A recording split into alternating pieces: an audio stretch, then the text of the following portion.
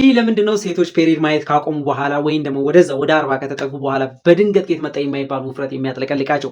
ከዚህ በፊት ይሰሩ የነበሩ ክብደት መቀነሻ ዘዴዎች አሁን ላይ የማይሰሩት ምንም እንኳን ተመሳሳይ ምግብ እየተመገቡ ቢሆንም ወይንም ደግሞ ያነሰ ምግብ እየወሰዱ እንኳን ቢሆን ራሱ ተመሳሳይ እንቅስቃሴም እንኳን እያደረጉ ቢሆን ወይንም ደግሞ የበለጠ ደግሞ እንቅስቃሴ እያደረጉም እንኳን ቢሆን እነዚህ አራት ምክንያቶች በዋነኛነት ይጠቀሳሉ። እነሱን አንድ ባንድ ካዳመጣችሁ መፍትሄ ታገኙበታላችሁ። አንደኛውና ዋነኛው ተብሎ የሚታሰበው ከሆርሞናቸው ጋር የተገናኘ ነገር ነው። በዚህ ጊዜ ኢስትሮጅን የሚባለው ሆርሞን መቀነስ ይጀምራል። ይሄ ሆርሞን በበቂ ሁኔታ ሲኖር ብዙ ጊዜ የስብ ክምችትን ወደ መቀመጫ ዳሌና ጭን አካባቢ ያደርገዋል። ሆርሞኑ መቀነስ ሲጀምር ግን የስብ ክምችቱን ቀጥታ ወደ ሆድ ቦርጭ ላይ ማከማቸት ይጀምራል። ይሄ ደግሞ ከባዱና መጥፎ ስብ ስለሆነ በየኦርጋኖቹ መሃል ይሰገሰጋል። ተመሳሳይ ምግብ፣ ተመሳሳይ እንቅስቃሴ ግን ፍጹም የተለየ ወፈር ያለ ሰውነትን እንጎናጸፋለን ማለት ነው። ሁለተኛው የሚባለው ምክንያት ደግሞ ኢንሱሊን ሬዚስታንስ ይጨምራል፣ ኢንሱሊን ሴንሲቲቪቲ ደግሞ ይቀንሳል። ይሄ ማለት ደግሞ በአጭር አማርኛ በኢንሱሊን ምክንያት ወደ ሴሎች የሚጓዙት በተለይ ከካርብስ የምናገኛቸው ግሉኮስ ወይንም ደግሞ ስኳር የምንላቸው በፊት ለኢነርጂ ነበር የሚጠቅሙን። አሁን ግን ሴሎች በሮቻቸውን ዘግተው መጠቀም ስላቆሙ የሚቀርብላቸውን ግሉኮስ ወይንም ደግሞ ከካርብስ የሚመጡትን ነጭ ግሉኮሶች ሲመልሷቸው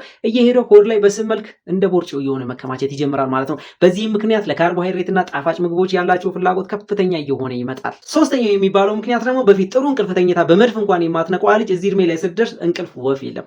የሌሊት ላብና ጥሩ የማይባለው እንቅልፏ ደግሞ ሌላ የጭንቀት ሆርሞን የሚባለውን ኮርቲዞልን ይሰቅለዋል። ይሄ ደግሞ ሳታስበው የምግብ ፍላጎቷን ይጨምሯል። የምግብ ፍላጎቷ በመጨመሩ ደግሞ የስብ ክምችቱ በዛው ልክ እየጨመረ ይሄዳል። አራተኛው ደግሞ የጡንቻ ይዘት መቀነስ ከየትኛውም ጊዜ በላይ ይፈጥናል በዚህ እድሜ ላይ። ይሄ ማለት ደግሞ የወረደ ሜታቦሊዝምን ያስከትላል። በዚህም ምክንያት ትንሽ ካሎሪ ብቻ ስለምታቃጥይ አብዛኛውን የምትበየው ምግብ ካሎሪ ስብ ይሆንብሻል። የዚህም ምክንያት ደግሞ ኤስትሮጅን በባህሪው ጡንቻ ባለበት እንዲቆይ ማድረግ ሲሆን ሲቀንስ ወይም የለም ማለት ግን የጡንቻውን ይዘት ሄደ እንደማለት ነው።